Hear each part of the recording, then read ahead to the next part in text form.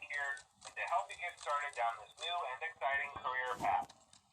Now, I want you to forget anything you may have heard about the old location. Some people still have a somewhat negative impression of the company. That old restaurant was kind of left to rot for quite a while, but I want to reassure you, Fazbear Entertainment is committed to family fun and, above all, safety. They've spent a small fortune on these new animatronics. Facial recognition, advanced mobility. They even let them walk around during the day. Isn't that neat? But most importantly, they're all tied into some kind of criminal database so they can detect a predator a mile away. Heck, we should be paying them to guard you.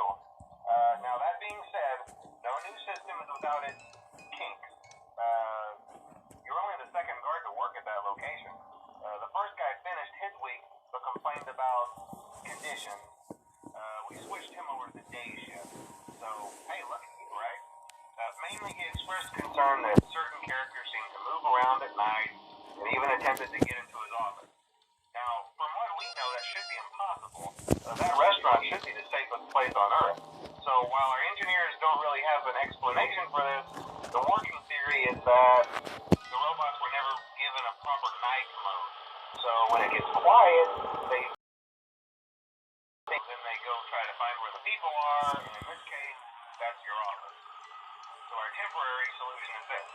There's a music box over by the prize counter, and it's rigged to be wound up remotely. So just every once in a while, switch to the prize counter video feed and wind it up for a few seconds. It doesn't seem to affect all of the animatronics, but it does affect one of them. And as for the rest of them, we have an even easier solution.